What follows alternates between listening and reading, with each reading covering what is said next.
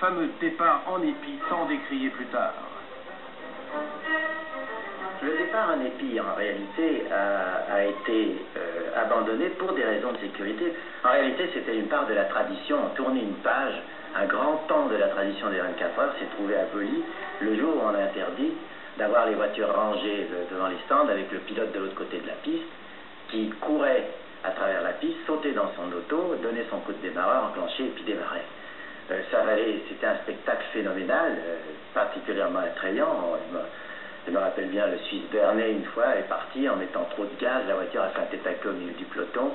Tout ça s'était bien passé. Je me rappelle aussi une Porsche démarrant en laissant 30 mètres de gomme comme deux rails, tellement l'accélération. C'était le pauvre Stommelen qui avait fait ça sous mes yeux. C'était un spectacle inoubliable. Mais pour une autre anecdote, si vous voulez, je me rappelle aussi l'année où Mercedes avait couru avec Fangio. Fangio sautant dans la voiture parce qu'il y avait des portières, mais il ne les ouvrait pas pour gagner du temps. Il sautait à l'intérieur de la voiture, qui était une voiture un cabriolet, si vous voulez. Et en sautant, le levier de vitesse s'était emmanché dans son pantalon. Et quand il a voulu mettre la vitesse, il ne pouvait pas parce qu'il y avait le levier de vitesse dans sa jambe de pantalon.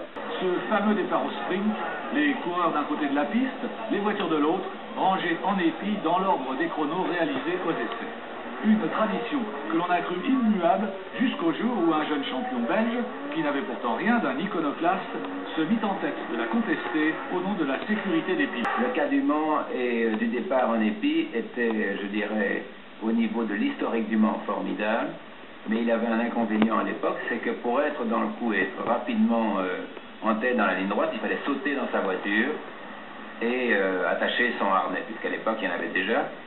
Il y avait deux recommandations à faire à l'époque, c'était de dire où vous l'attachez dans la ligne droite, ce qui était absolument impossible, à 300 à l'heure, où il fallait attendre un relais complet pour pouvoir s'attacher, c'est-à-dire venir au premier ravitaillement.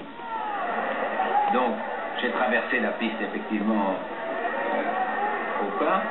J'ai dû accélérer en finale bien avant l'éterrement, sinon j'aurais été happé, je dirais, par la meute des concurrents qui débouchaient. J'ai pris ma voiture, je suis parti dernier et voilà.